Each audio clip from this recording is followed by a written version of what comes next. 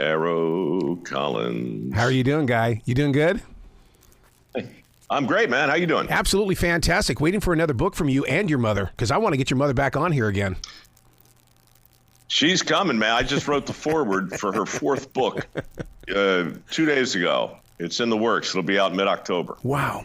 You know, Mike, before we get started, I got to tell you, you've got such a Charles Kuralt, Paul Harvey, John Denver feel about everything you touch. I love the way that you really build the story.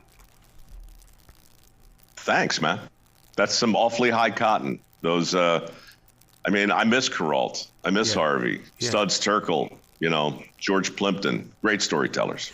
If you were to go back and do some research on your podcast, the way I heard it, I swear to God, you'd go, that clown down there in Charlotte, he listens to every single one of these episodes. I just love your writing and the way that you can bring your writing forward. And that's going to be in this something to stand for. It is you sharing the story. Thanks. I think any decent story starts with a personal interest in it. You have to amuse yourself before you attempt to amuse anybody else, or educate yourself before you attempt to educate anybody else. So, I appreciate that. Is it your curiosity then?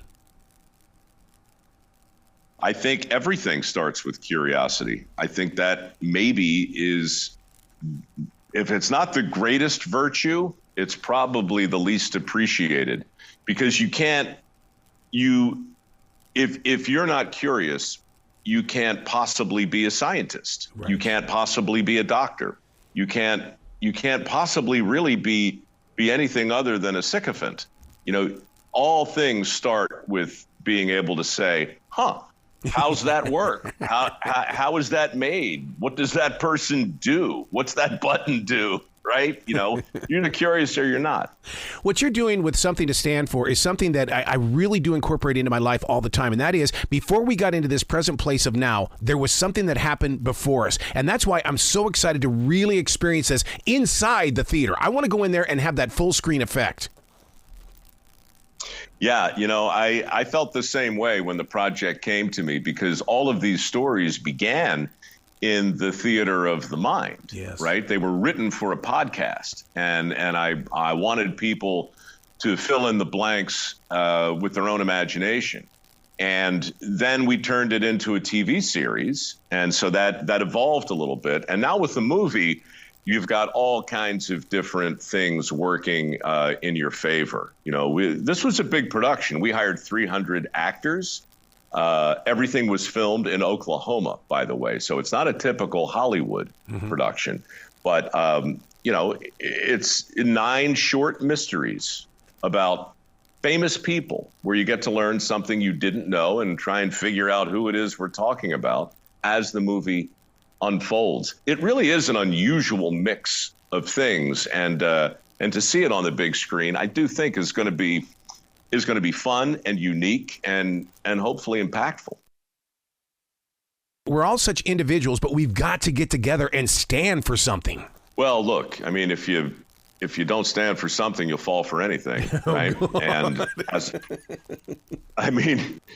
as a country, I just think there's so many lessons that most people listening to this right now can remember. We can remember Ronald Reagan and Tip O'Neill fighting like dogs over policy during the day, and then going out and having a steak in the evening. Mm-hmm. It was a very recent time in our memory when Democrats and Republicans thought of themselves first and foremost as Americans.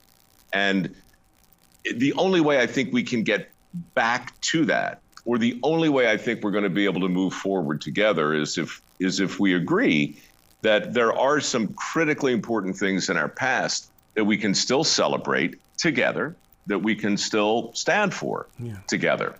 And those are the things that we explore in the movie. Well, one of these days, they need to explore you in the way that you are so committed to the modern day worker and the future worker, because you are giving up your own money to do scholarships. And I've always felt so proud of you. In fact, there's a welding school here in Charlotte that just earned a bunch of money because they were inspired by your movement to get people to get into these jobs that they really don't want. Well, that's kind of you to say. I did start the foundation on Labor Day of 2008. It's called mikeroweWORKS. But I've been so fortunate. So many people have helped. We give away now about $2 million a year in work ethic scholarships. And a lot of that money comes from regular people who support our efforts. Some of it comes from very wealthy people. Some of it comes from corporations, some from unions. It's some non-union. It's a pretty wide palette, right? And look, what I think is interesting is our country's relationship with skilled labor is really very similar to our country's relationship to our past. Mm-hmm. Both are disconnected. Both need to be reinvigorated. Both need to be celebrated. And yeah, I try and do that with my foundation for skilled labor, and we're trying to do it with our history now, both with the podcast and with this film. Yeah. I mean, you're using every medium, which is so fantastic about using your voice for the right place and the right time. And that really does help motivate people to do what they need to do. Again, thanks. You know, I mean, you mentioned earlier guys like Charles Kuralt and George Plimpton and Paul Harvey.